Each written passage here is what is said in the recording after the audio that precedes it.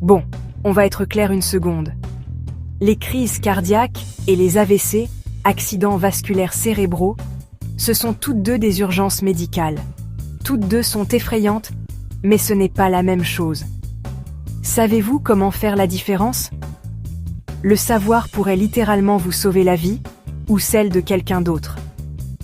Commençons par la crise cardiaque, ou, comme les médecins l'appellent, un infarctus. Voici ce qui se passe. Le flux sanguin vers une partie de votre cœur est bloqué, habituellement par un caillot. Soudain, votre muscle cardiaque manque d'oxygène. Pas bon. Alors, que devriez-vous surveiller? Le signe classique numéro 1 est la douleur à la poitrine. Ça ressemble habituellement à une pression, un serrement ou une douleur juste au centre ou du côté gauche de votre poitrine. Parfois, ça dure plus de quelques minutes ou ça disparaît et ça revient. Mais voici le truc, la douleur ne reste pas toujours au même endroit. Ça peut descendre dans votre bras gauche, monter jusqu'à votre mâchoire, aller dans votre dos ou même dans votre estomac. Vous pourriez aussi avoir le souffle court, avec ou sans douleur à la poitrine. Sueur froide, nausées, vomissements, étourdissement ou une sensation soudaine d'anxiété. Ce sont tous des signes avant-coureurs. Ne les ignorez pas. Maintenant, parlons de l'AVC. Imaginez ceci.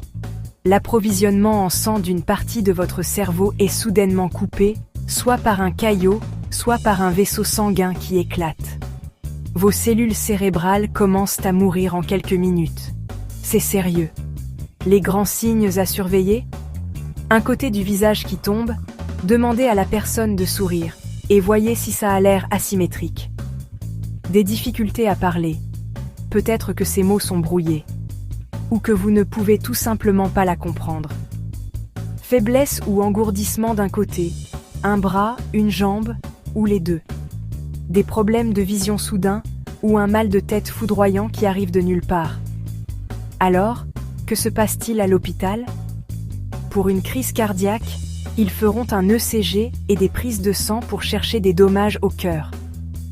Pour un AVC, ils commanderont habituellement un scan, TACO, ou une IRM pour voir quelle partie du cerveau est affectée et si c'est un caillot ou une hémorragie. Mais voici la partie la plus importante. Le temps est primordial. Chaque minute que vous attendez avec une crise cardiaque, plus de muscles cardiaques est endommagé.